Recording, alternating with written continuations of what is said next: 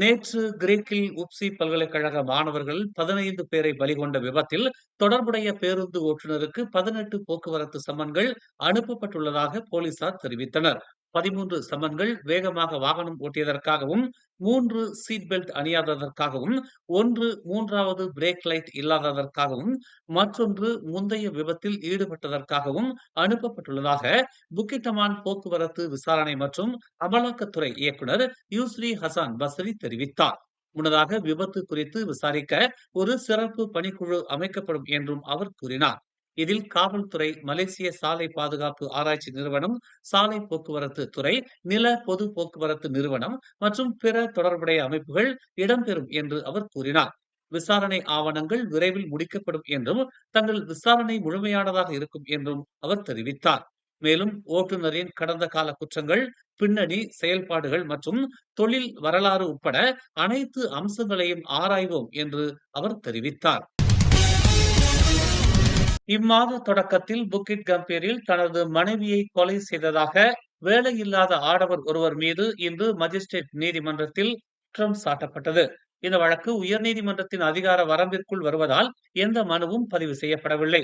June 2ஆம் தேதி பிற்பகல் 3:30 மணி முதல் மாலை 5:30 மணி வரை புக்கிட் கம்பீரில் உள்ள தமான் கஹாயாவில் உள்ள ஒரு வீட்டில் 34 வயதான தனது மனைவி ஐகா ஜூனஸின் மரணத்திற்கு கைரூல் காரணமாக இருந்ததாக கூறப்படுகிறது.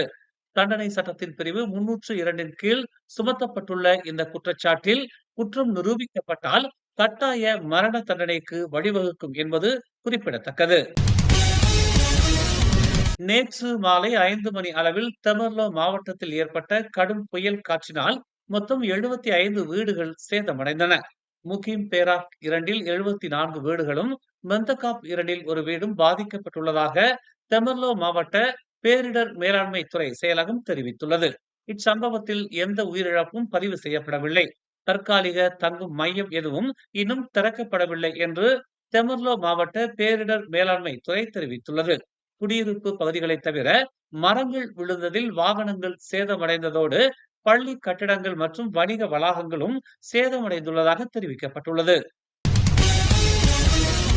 கிழக்கு மேற்கு நெடுஞ்சாலையான ஜேஆர்டிபியை மேம்படுத்த எடுக்கக்கூடிய உடனடி நடவடிக்கைகள் குறித்து போக்குவரத்து அமைச்சு நாளை நடைபெறும் அமைச்சரவை கூட்டத்தில் விவாதிக்கும் என்று தெரிவிக்கப்பட்டுள்ளது.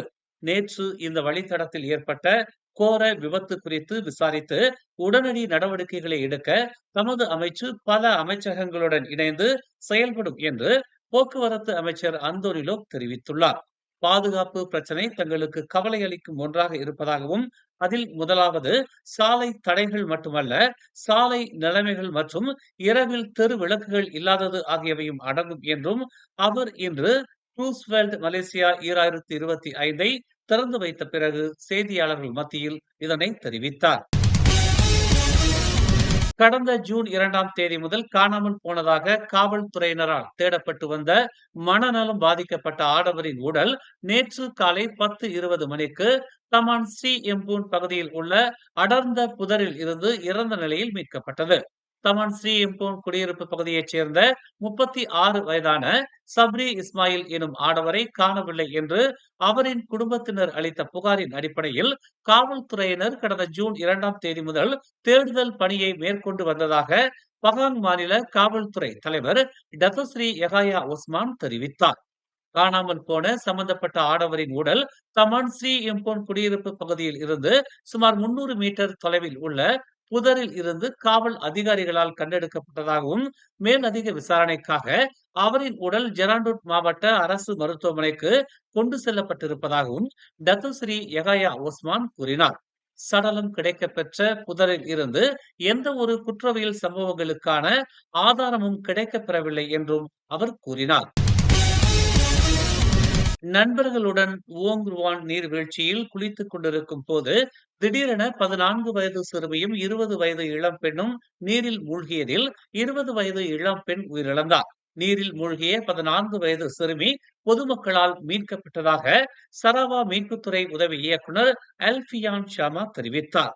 சராவா சரிக்கை பகுதியில் உள்ள பிரபலமான சுற்றுலா தலமான ஓங் ருவான் நீர்வீழ்ச்சியின் நிர்வாகத்திடமிருந்து மாலை 4:15 மணிக்கு அவசர அழைப்பை பெற்றதும் சம்பவ இடத்திற்கு விரைந்ததாக சராவா மாநில மீட்புத்துறை உதவி இயக்குனர் அல்பியான் ஷமா கூறினார். மாலை 4:48 மணிக்கு 14 வயது சிறுமி பொதுமக்களால் மீட்கப்பட்டதாகவும் 6:13 மணி அளவில் 20 வயது இளம்பெண்ணின் உடல் சடலமாக மீட்கப்பட்டதாகவும் அவர் கூறினார். உயிரிழந்த 20 வயது இளம்பெண் நூர் அஃபீகா ஜமாட் என அடையாளம் காணப்பட்ட நிலையில் பிரேத பரிசோதனைக்காக அவரின் உடல் சரிக்கை அரசு மருத்துவமனைக்கு கொண்டு செல்லப்பட்டிருப்பதாகவும் சம்பவம் குறித்து மேலதிக விசாரணையை காவல்துறையினர் மேற்கொண்டு வருவதாகவும் அல்பியான் ஷாமா விளக்கமளித்தார். இன்று அதிகாலை பஹாங்கில் உள்ள UMP பல்கலைக்கழக மாணவர்கள் பயணித்த பயணிகள் பேருந்து கட்டுப்பாட்டை இழந்து ட்ரெய்லர் லாரியின் பின்புறம் மோதி விபத்துக்குள்ளானது. அதிகாலை 1 மணி அளவில் கோலாலம்பூரிலிருந்து குவாந்தான் நோக்கி செல்லும் நெடுஞ்சாலையின் மாரான் அருகில் இந்த விபத்து ஏற்பட்டதாகவும் பேருந்தில் 28 பயணிகள் இருந்ததாகவும் அதில் 13 பயணிகள் UMP பல்கலைக்கழக மாணவர்கள் என அடையாளம் காணப்பட்டுள்ளதாகவும் மாரான் மாவட்ட காவல்துறை தலைவர் ஓம் கிம் வாய் தெரிவித்தார். சம்பந்தப்பட்ட பேருந்து கட்டுப்பாட்டை இழந்து முன்னால் சென்று கொண்டிருந்த ட்ரெய்லர் லாரியை மோதியதால் இந்த விபத்து நிகழ்ந்ததாக அவர் கூறினார். பேருந்தில் பயணித்த 28 பயணிகளும் பேருந்து ஓட்டுநரும் சிராய்ப்பு காயங்களுடன் தப்பியதாகவும் எந்த ஓர் உயிரிழப்பும் ஏற்படவில்லை என்றும் ஓம் கிம் வாய் கூறினார். வாகனங்களுக்கு இடையிலான இடைவெளியை பேருந்து பின்பற்றாமல் எதிரில் சென்று கொண்டிருந்த லாரியுடன் நெருக்கமாக சென்றதால் பேருந்து லாரியின் பின்னால் மோதியதாக முதற்கட்ட விசாரணையில் தெரிய வந்துள்ளது. செராஸில் உள்ள SM சயின்ஸ் ஆலம் ஷா இடைநிலை பள்ளியில் ஏற்பட்ட தீ விபத்தை முழுமையாக விசாரிக்க கல்வி அமைச்சு சிறப்பு நடவடிக்கை குழுவை அமைத்திருப்பதாக கல்வி அமைச்சர் ஃபத்ரினா சிடேக் உறுதி அளித்துள்ளார்.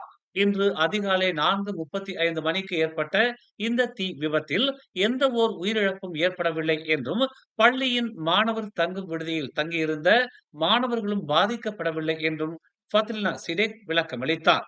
இந்த தீ விபத்து ஏற்பட்டதற்கான காரணத்தை தடயவியல் நிபுணர்களுடன் தீயணைப்பு ஆணையமும் ஆராய்ந்து வரும் நிலையில் மறுசீரமைப்பிற்கான நடவடிக்கைகள் விரைந்து எடுக்கப்படும் என்றும் அவர் கூறினார்.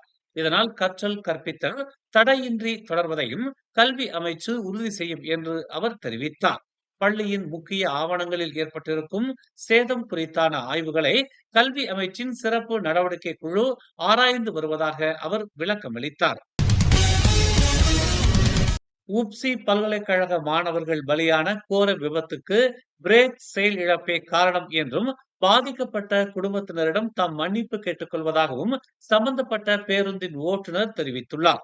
திரங்கானுவில் இருந்து புறப்படும் போது வாகனம் நல்ல நிலையில் இருந்த போதிலும் கிரீக்கில் உள்ள யானை கடக்கும் பாலத்தை பேருந்து அடைந்த போது பிரேக்குகள் செயலிழந்ததாக 39 வயது அமிருல் ஃபாதில் சூல்கிஃப்லி தெரிவித்தார். தம்மால் முடிந்த அனைத்தையும் முயற்சித்ததாகவும் ஆனால் ஹேண்ட் பிரேக் உட்பட பேருந்தின் பிரேக் அமைப்புகள் எதுவும் வேலை செய்யவில்லை என்றும் அவர் கூறினார். பேருந்தின் கியர்களை கூட மாற்ற முடியவில்லை என்று அவர் தெரிவித்தார். சாலையில் இருந்த மற்றவர்களின் வாகனங்களை கடந்து சென்று வேகமாக சென்றதற்கு காரணம் சேதத்தை குறைக்கவும் மற்ற வாகனங்களுடன் மோதுவதை தவிர்க்கவும் தாம் அவ்வாறு செய்ததாக கூறினார். நிலைமையை குறைக்க தம்மால் முடிந்த அனைத்தையும் செய்து கொண்டிருந்ததாக அவர் தெரிவித்தார். பிரேக்குகள் செயல் இழந்ததை உணர்ந்ததும் மாணவர்கள் உடனடியாக கூச்சலிட்டதாக அவர் கூறினார். பின்னால் அமர்ந்திருந்த பெரும்பாலான மாணவர்கள் தூங்கிக் கொண்டிருந்தனர் என்றும் அவர் தெரிவித்தார். மேலும் செய்திகளை தெரிந்து கொள்ள தமிழ் மலர் நாளிதழை பாருங்கள். எங்களோடு இணைந்திருக்க மலர் டிவியை பதிவு செய்து கொள்ளுங்கள்.